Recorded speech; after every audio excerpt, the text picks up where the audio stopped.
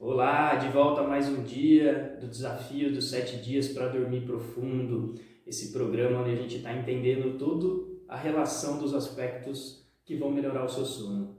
Então a gente falou sobre ambiente, a gente falou sobre os horários, principalmente da melatonina, e falamos muito sobre a respiração ontem, né? O exercício para ativar o nosso mecanismo de reparo, de recuperação. Hoje eu vou falar um pouquinho sobre as nossas emoções. Será que as nossas emoções interferem no meu sono? Será que o meu estado emocional durante o dia, principalmente na hora de dormir, vai interferir se eu vou dormir bem, se eu vou dormir mal? Eu vou trazer aqui 2 exemplos só para a gente ter rapidinho como isso interfere muito na hora da gente dormir. Por exemplo, se você já teve uma perda importante na sua vida, se você perdeu um ente querido, se você perdeu um emprego, se você teve alguma questão importante de alto impacto emocional na sua vida, naquela noite você conseguiu dormir bem? Ou você ficou fritando na cama, né? Ficou pulando de um lado para o outro? Né? E isso é uma questão não só emocional, no sentido de como a gente lidar com a situação, mas é como essa emoção libera químicos dentro da gente. Liberam hormônios que muitas vezes podem inibir a nossa melatonina, liberar o nosso hormônio do sono. Um outro exemplo aqui, se no outro dia é véspera de Natal, ou se no outro dia é véspera de uma grande comemoração, né, que você vai fazer uma festividade, vai curtir muito, você também consegue dormir bem? Muitas vezes não, né? Então, tanto a nossa empolgação vão liberar hormônios que vão me deixar agitado, que vão me deixar ansioso, pensando muito sobre o próximo dia, quanto uma emoção negativa, né, uma perda ou uma grande preocupação que eu vivenciei vão interferir no meu sono. Por isso que ontem eu falei muito do mecanismo da nossa respiração, por isso que na outra aula eu enfatizei tantos exercícios para a gente trabalhar a respiração. Porque a respiração vai ser aquela ferramenta que vai balancear tanto os meus pensamentos, as minhas emoções, como a química do nosso corpo, para que eu possa entrar num sono profundo, para que eu possa descansar, né? Porque na nossa vida, né, as nossas emoções, elas sempre vão funcionar como um mar, né? A relação emoção e mar é muito palpável, né? Então a gente vai ter dias de maré altas, onde isso tudo, esse mar está mexido, eu não vou estar trabalhando muito bem, eu vou estar confuso, eu vou ter dias de mar tranquilo, de marés sossegadas, e isso é normal, isso sempre vai acontecer. O que a gente precisa é de uma ferramenta para harmonizar essas sensações. Porque também as nossas emoções podem ser um guia para a nossa vida, né? Ela pode ser um guia de comunicação entre o meu corpo, a minha mente e aquilo que eu quero para a minha vida. Eu estou me sentindo bem nesse ambiente? Né? Será que ele está sendo favorável para mim? Ele está me ajudando? As minhas emoções que vão me contar sobre isso. Né? Se eu tenho um passo novo para dar na minha vida, então eu quero um novo emprego, eu quero um novo relacionamento. Como eu me sinto com isso, as minhas emoções podem ser muito esse guia para me direcionar para um caminho. Mas aqui a gente está falando da relação dela com o sono, né? Então, como a emoção pode interferir na hora de eu dormir. Então, dei 2 exemplos aqui já para você, um de uma perda e um de uma autoempolgação. E como é importante a gente cuidar desse horário. Outra coisa que eu quero trazer aqui para vocês, falando sobre emoção.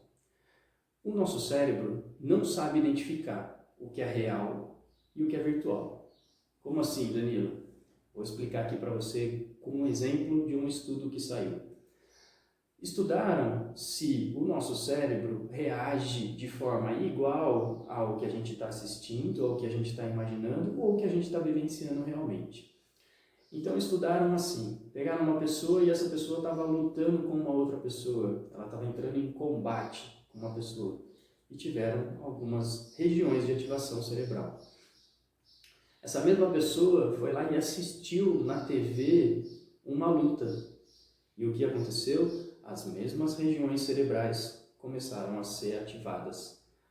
E aí pegaram essa mesma pessoa, ela fechou os olhos e ela só imaginou que ela estava entrando numa briga, ou que ela estava brigando com alguma situação em combate.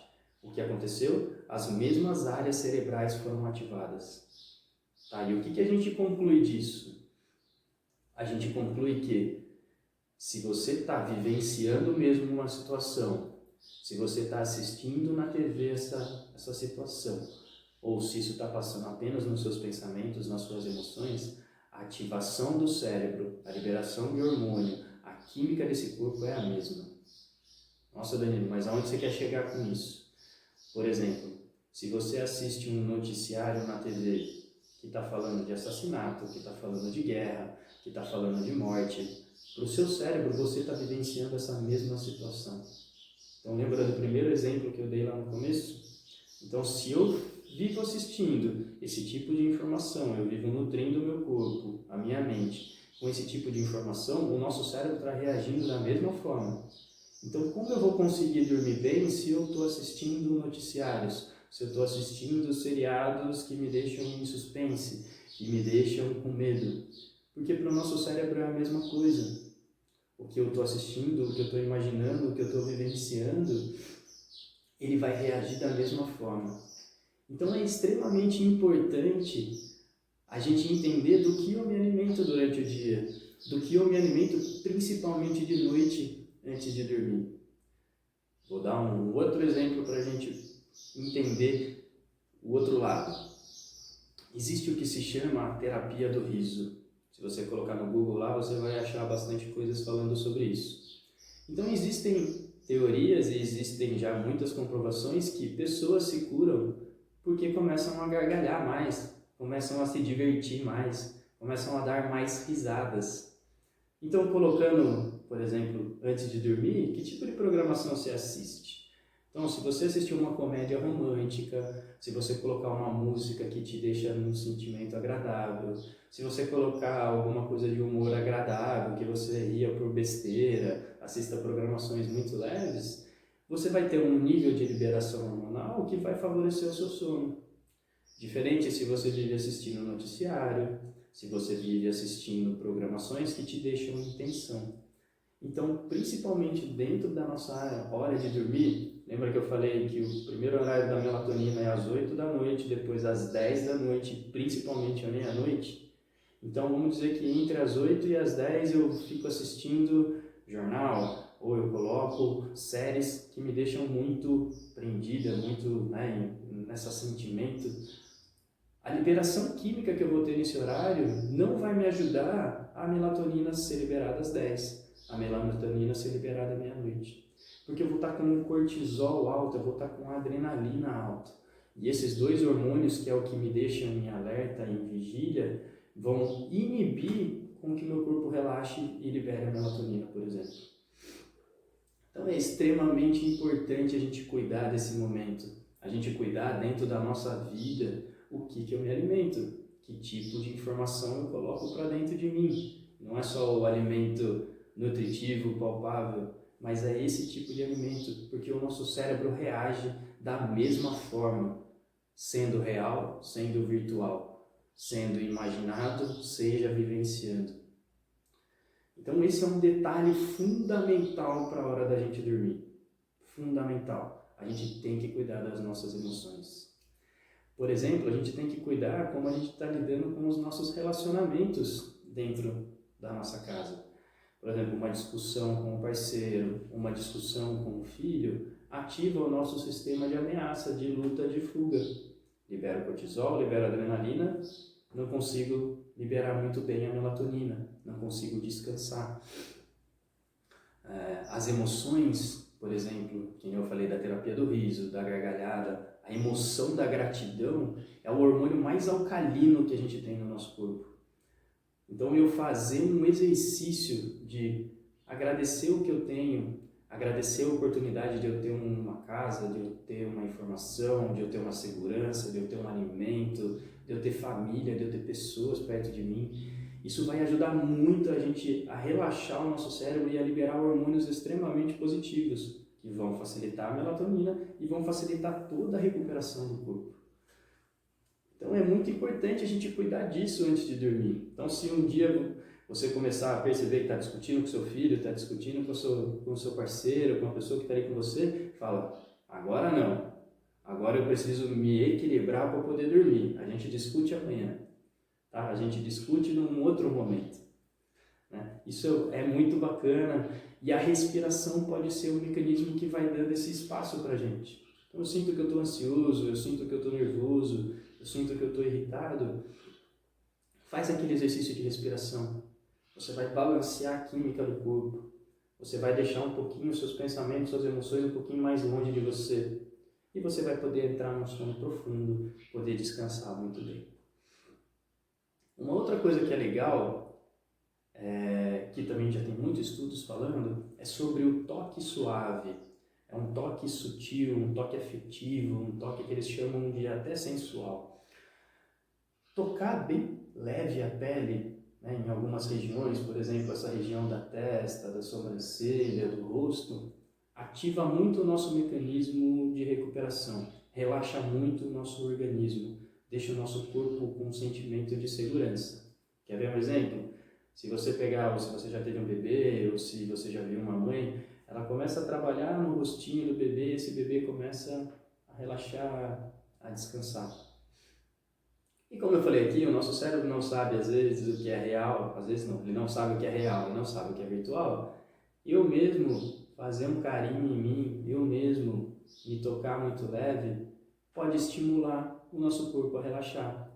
Então lembra que na aula passada eu falei sobre esse exercício de tocar principalmente nessa região, né, e numa outra região aqui embaixo, e um toque leve. Esse toque pode estimular o nosso corpo a relaxar. Pode gerar emoções agradáveis, então uma emoção de que eu estou me sentindo bem, uma emoção de que eu estou me sentindo protegido, uma emoção de que eu estou sentindo relaxado. Então você pode cuidar de você mesmo, e você deve cuidar de você mesmo, porque você estando bem, você auxilia todo mundo ao seu redor a estar bem. Então, o que eu queria trazer sobre emoções é um pouquinho essa visão. Muito cuidado com o que você se alimenta durante o dia.